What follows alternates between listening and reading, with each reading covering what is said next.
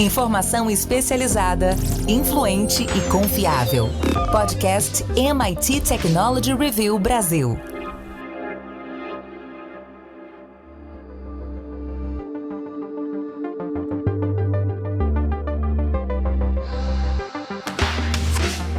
Olá, eu sou André Miceli e esse é mais um podcast da MIT Technology Review Brasil. Hoje, eu, Rafael Coimbra e Carlos Aros vamos falar sobre os locais inovadores de trabalho.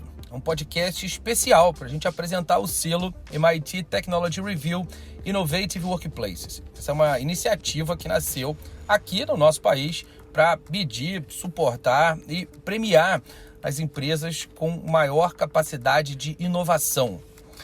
Antes da gente começar a falar sobre o selo Innovative Workplace, eu quero lembrar que esse podcast é um oferecimento do SAIS e da Salesforce. E também quero te convidar a acompanhar as novidades da inovação em www.mittechreview.com.br/IW, Innovative Workplaces.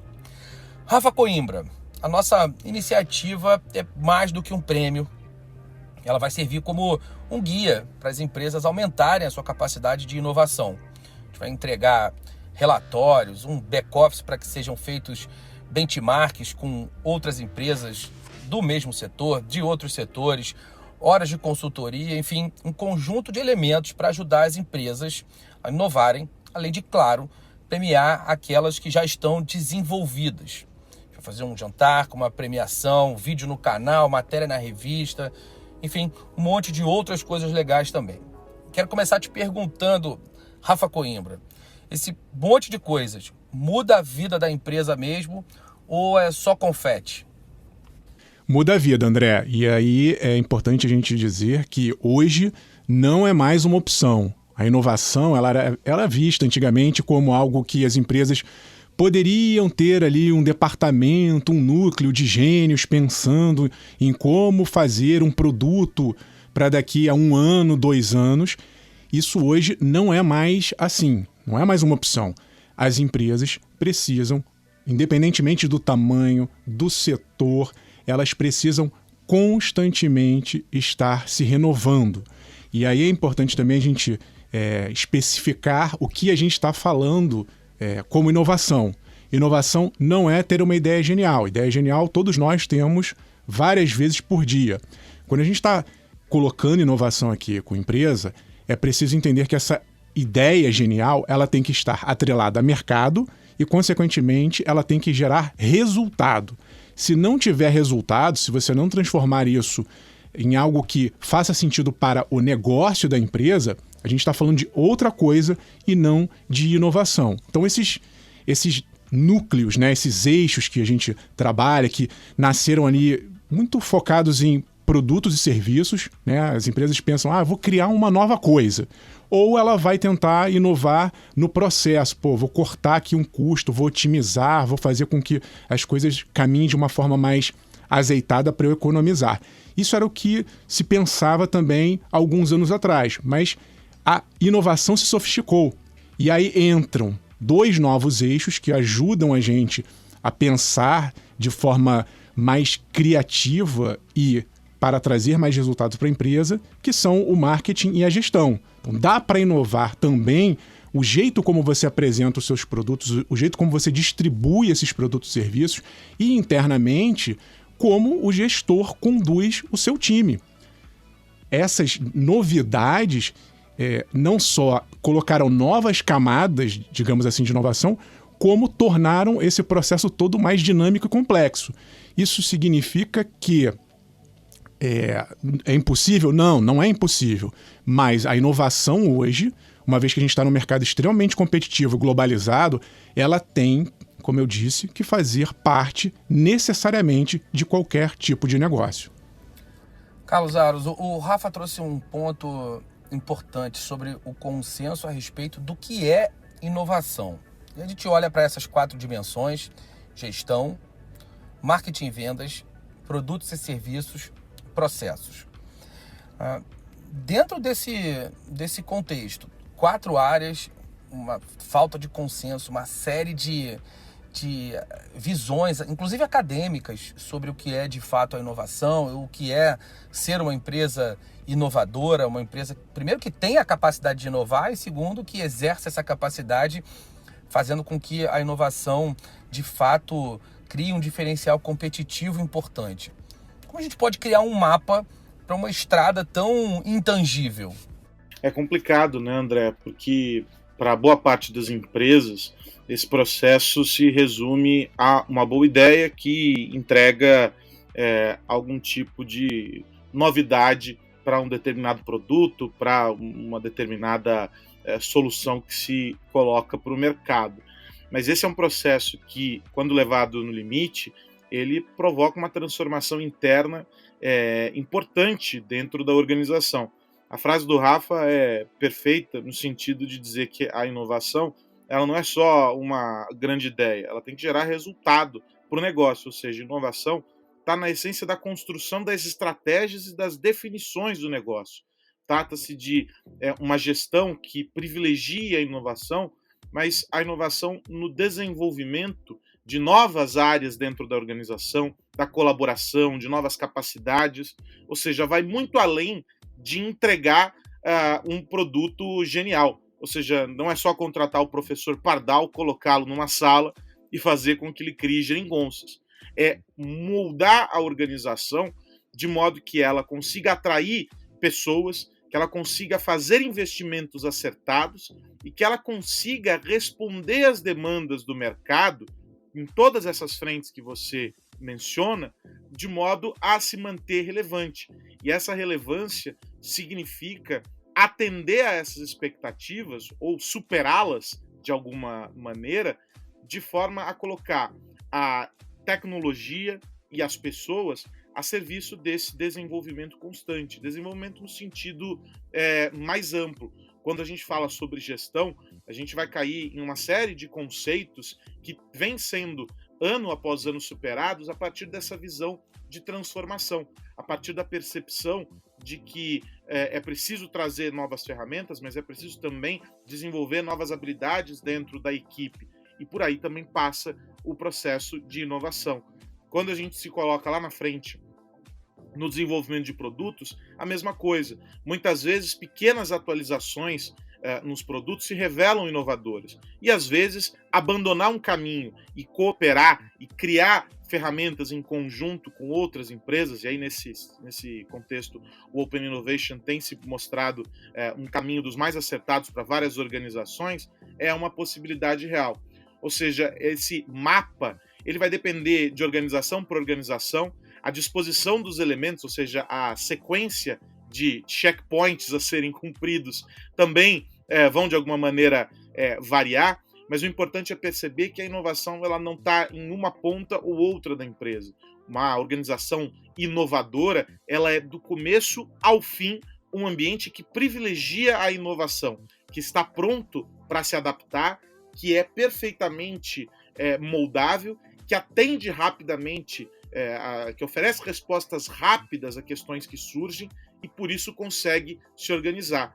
Esse mapa ele é complexo e talvez, André, ele mude rapidamente de um período para outro. Antes talvez a gente trataria ciclos mais longos, não sei, uma década, cada 5 anos, e esse período ele vem sendo drasticamente reduzido e a gente tem visto ciclos cada vez menores, o que exige também essa capacidade de adaptação das organizações.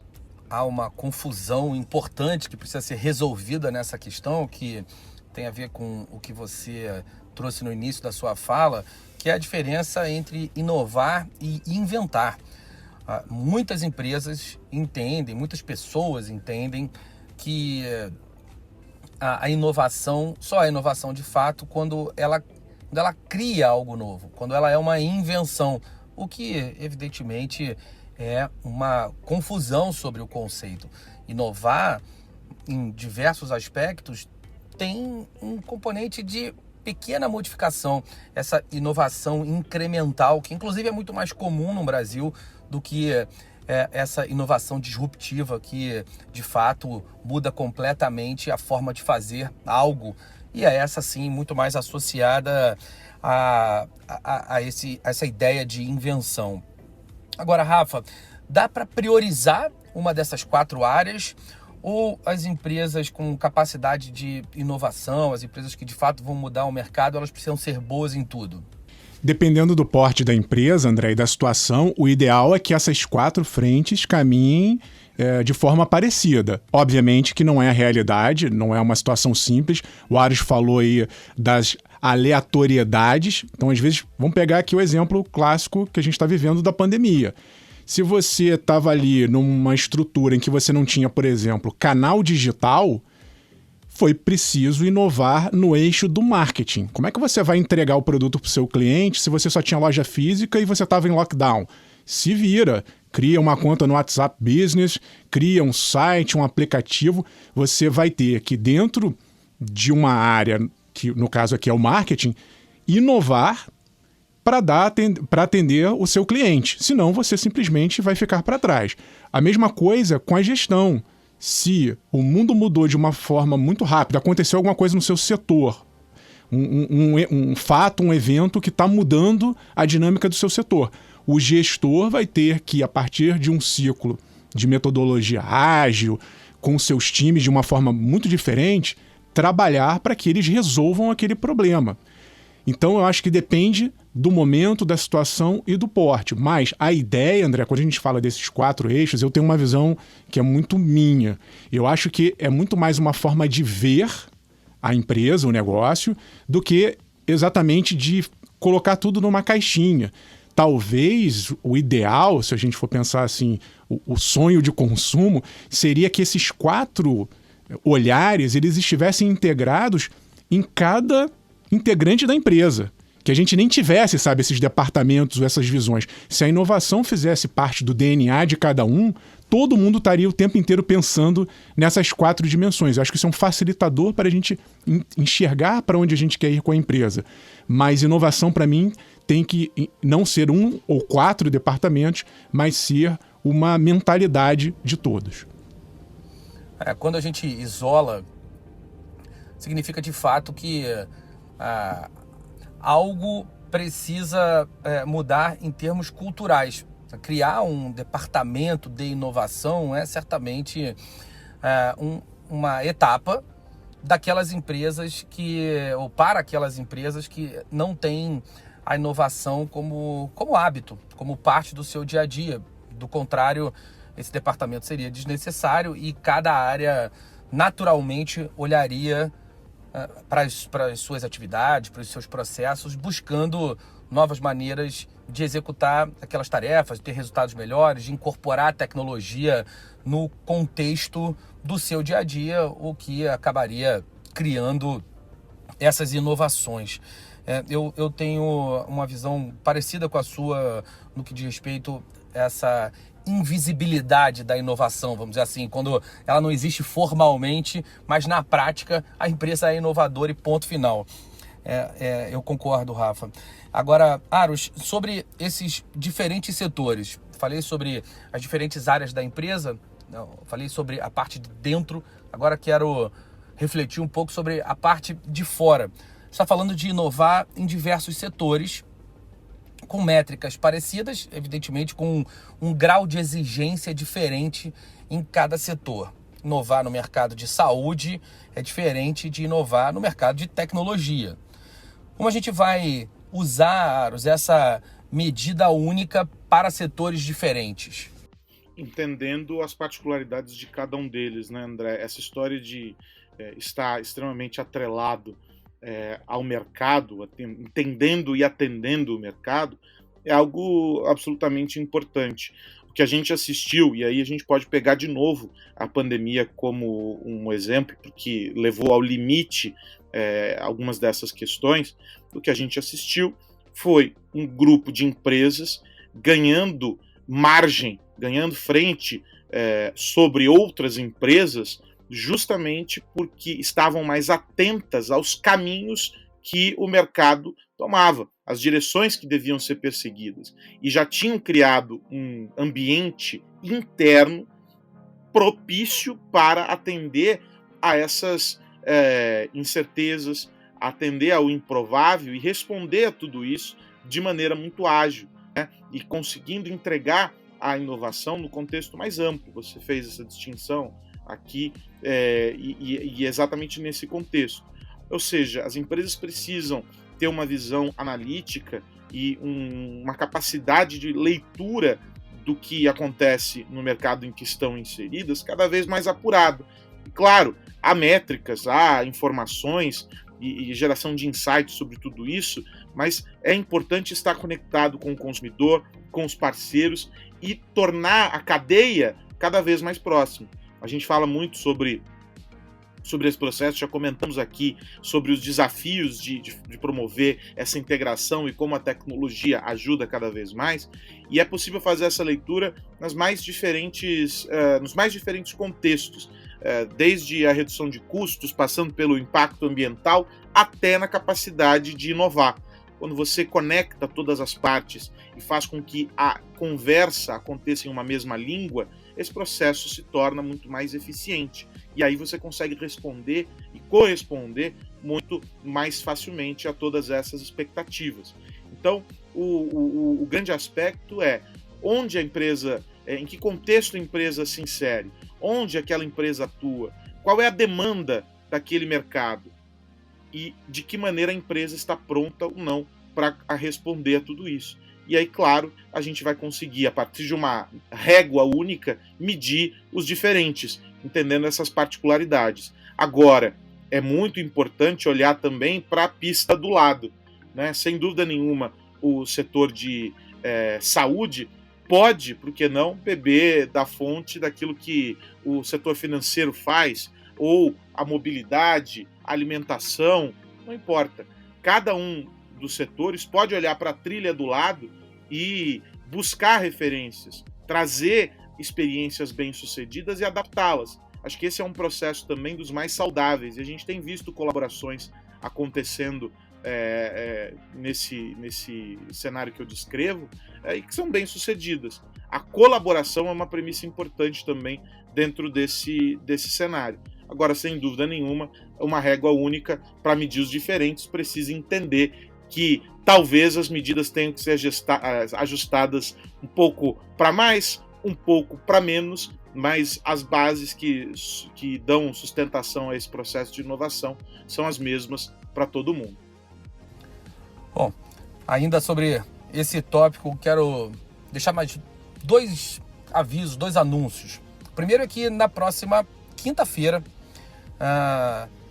no dia 16 de dezembro, nós vamos fazer um webinar para falar mais sobre esse assunto, explicar o prêmio, o selo, a consultoria, explicar tudo que acontece no Innovative Workplaces e tudo que vai acontecer a partir de janeiro. A gente vai falar sobre o cronograma dessa história toda. Então, quinta-feira, no canal do YouTube e no LinkedIn da MIT Technology Review Brasil, a gente vai falar mais sobre esse assunto. E o segundo ponto é que em janeiro, no dia 13 de janeiro, nós vamos estar na Rio Innovation Week com um palco chamado Innovative Workplaces. E aí não é um tempo, é um dia inteiro sobre esse assunto. Vamos dividir o nosso dia nessas 4 áreas e explorar como uma empresa pode aumentar a sua capacidade de inovação em gestão, em marketing e vendas, em produtos e serviços e em processos.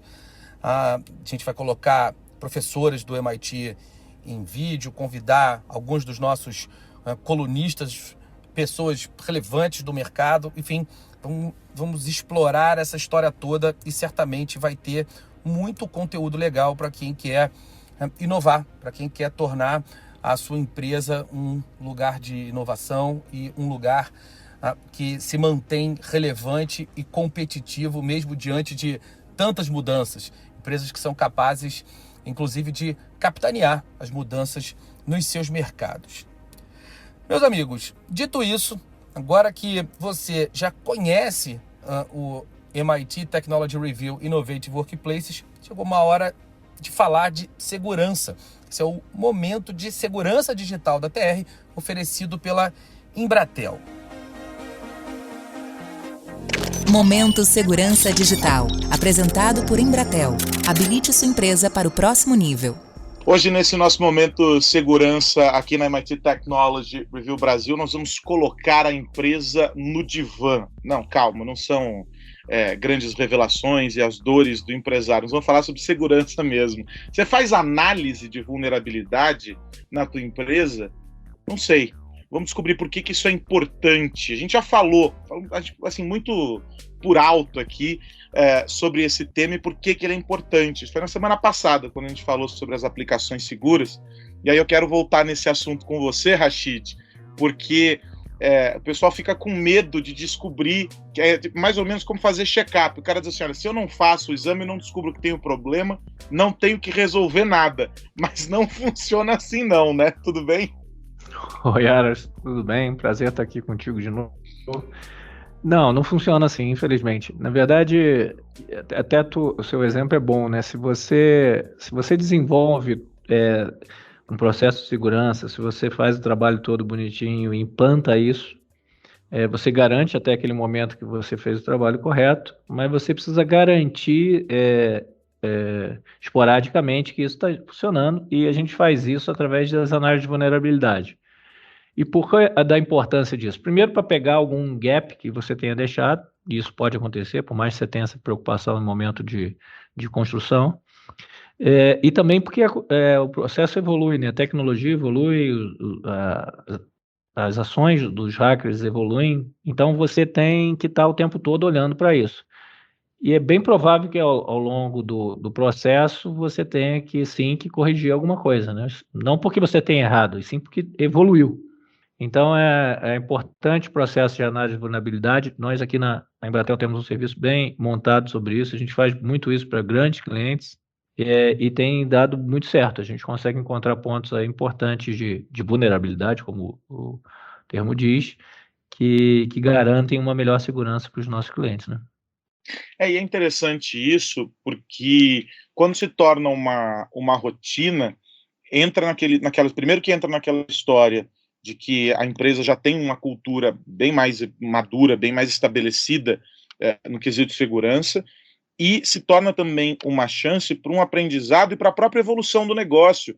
Não significa necessariamente ficar procurando pelo em ovo para achar problema. Muitas vezes você vai descobrir caminhos ali, alternativos, para aprimorar ferramentas, para aprimorar aplicações que já estão rodando na empresa e que, de alguma maneira, você não tinha identificado o que poderia acontecer a partir dali, né?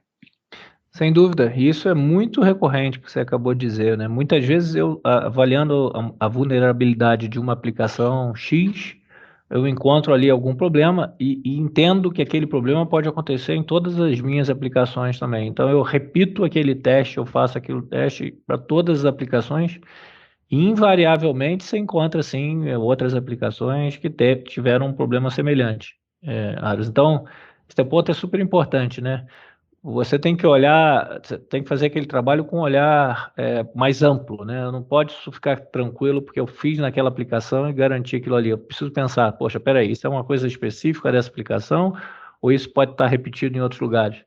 Um grande percentual das vezes você tem isso repetido, sim, em outros locais.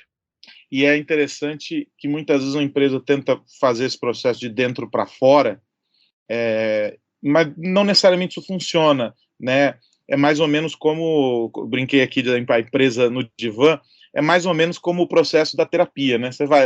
É o fato de você colocar em perspectiva aquilo que está acontecendo com você para o outro, né? Para o terapeuta, nesse caso, que gera esse aprendizado, que gera esse desenvolvimento.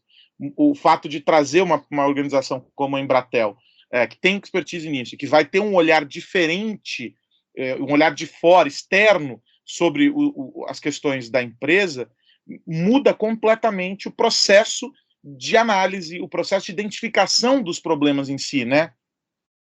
Muda, exatamente. Quando você faz esse trabalho aí, a tua comparação é boa, esse trabalho de análise você põe para fora o que você tem ali de problema, isso é corrigido, ou você pelo menos sabendo do problema, se você não consegue corrigir imediatamente, você consegue trabalhar pontos de mitigação no seu processo, na sua empresa, e você desenvolve isso e melhora, né? Assim como na análise, o objetivo é sempre você estar melhorando e sem dúvida nenhuma um trabalho desse faz com que você melhore o seu nível de segurança, a sua agilidade para resolver os problemas, ele é boa em todos os sentidos. E até melhora até o início do processo, porque você pode pegar coisas que melhoram o teu processo lá no início, né, no momento de construção. Então, faz todo sentido você estar fazendo esse trabalho periodicamente. Fantástico. Então, se você não faz isso na tua empresa, a minha recomendação é de que você comece ontem, porque com certeza muita coisa muda a partir dessa análise que tem que ser recorrente, assim como a prática diária, né, que a gente comentou há alguns dias aqui no quesito de segurança. É necessário que essa análise, esse olhar de fora, essa visão mais ampla, também seja recorrente, porque tudo muda o tempo todo. Os criminosos estão o tempo todo mudando, e aí a gente está sempre um passo atrás da criatividade deles. Se fosse usada para o bem, o mundo seria um outro lugar. Mas é isso. Rashid, muito bom falar contigo, meu amigo. Na semana que vem, a gente se encontra aqui na MIT Technology Review Brasil. Um abração. Abraço, Aros. Até a próxima. Ponto final em mais um Momento Segurança Digital aqui na MIT Technology Review Brasil. Você sabe, esse nosso espaço, essa nossa discussão semanal sobre cybersecurity é apresentado pela Embratel. E você quer descobrir como habilitar a sua empresa para o próximo nível? Muito fácil. Acesse embratel.com.br e descubra todas as possibilidades. O que mais você precisa saber? E agora a gente pode virar a chave. Rafa Coimbra, qual a dica da semana? Tô de olho, André, na campanha eleitoral que já começou, é só ano que vem, mas tá todo mundo já falando aí de eleições presidenciais.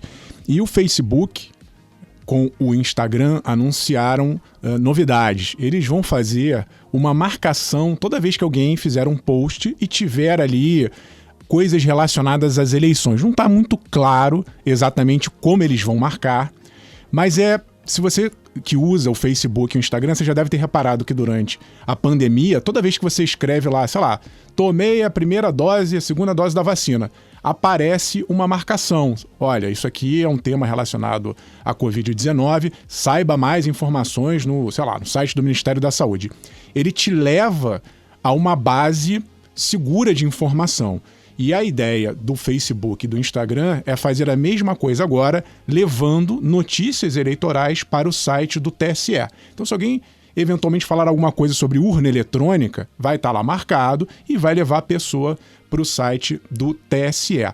O Facebook e o Instagram, desde a última eleição, em 2020, eles também não aceitam propaganda, pagamentos feitos de posts impulsionados para propagandas eleitorais.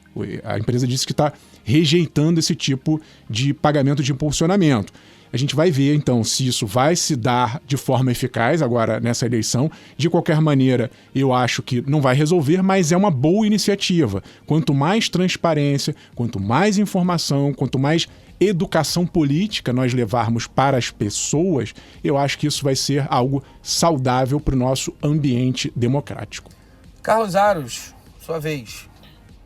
Vou falar, André, sobre o nosso querido metaverso, né?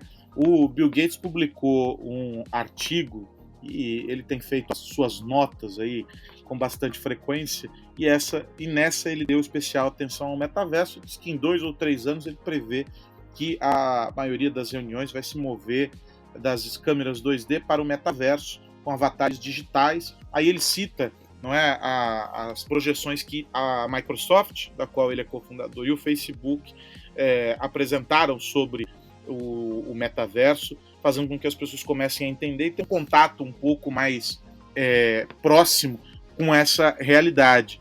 Ele diz que a adoção de novas tecnologias necessárias para uma melhor experiência no metaverso é o principal fator para que o modelo comece a se consolidar e etc. E aí, em paralelo a isso, um anúncio recente da Renner aqui no Brasil, uma parceria com o TikTok, com o Snapchat. eu até questiono a escolha do parceiro, uma vez que o Snapchat tem perdido espaço no mercado de maneira geral, mas acho que a iniciativa vale como um exercício interessante, mostrando para as pessoas a possibilidade de provar sapatos sem que, para isso, tenham de ir até a loja. Você vai projetar em realidade aumentada os sapatos nos seus pés, provando para saber se aquele modelo combina com você e etc. Evidentemente que o aperto no pé ou aquela folga que eventualmente acontecem quando você prova na loja um sapato ainda não são possíveis de serem percebidos. É preciso ir até a loja de fato para poder fazer isso. Mas diante da expansão do comércio eletrônico, dessas experiências da moda com o metaverso, a Renner se mostra bastante atenta a tudo isso. A gente falou sobre inovação hoje, e esse é um processo de se conectar a essas transformações e fazer com que você se coloque favorável a tudo isso e crie contexto para que a sua organização consiga se inserir dentro desse movimento, senão você fica para trás nessa onda. E acho que essa iniciativa da Renner mostra que, para além das reuniões e dos escritórios, essa conexão mais phygital, ela vai começar a acontecer em diferentes setores. O da moda é um dos que tem se projetado com mais ênfase em tudo isso, até pelas experiências que a gente tem visto. Mas são caminhos que começam a mostrar para todos nós que o metaverso está mais próximo do que todos nós imaginamos. Do ponto de vista das projeções do Bill Gates, e se ele falou, a gente tem que parar para ouvir, e das experiências que as empresas têm colocado no mercado, e essa da Renner aqui no Brasil é um exercício interessante, não só por explorar uma possibilidade como essa, mas por ser uma empresa brasileira. É isso. Quero te convidar a participar do Innovative Workplaces. Vai lá no nosso site www.mittechreview.com.br/IW. Manda para a tua empresa toda e vai garantir o selo 2022. Dito isso, espero te ver lá na quinta-feira, dia 16 de dezembro, para a gente falar mais sobre esse assunto. MIT Technology Review Innovative Workplaces oficialmente no ar. A bola está rolando e a nossa meta é mudar o panorama da inovação no Brasil, ajudar as empresas, ajudar as startups, as ONGs participam de graça.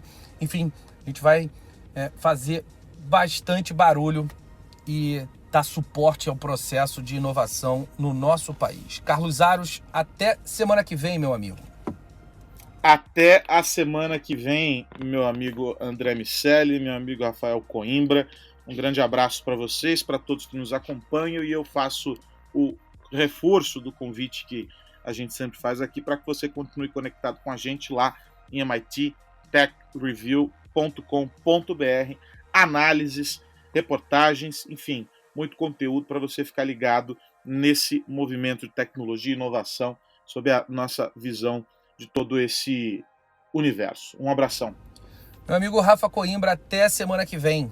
Abraço, André Aros, e a todos que nos ouvem. Se você puder nos acompanhar ao vivo, tanto online nos nossos eventos quanto presencialmente, vai ser uma maravilha. Mas se por acaso você não conseguir, perder, fique tranquilo, tem muita coisa legal lá no nosso canal no YouTube.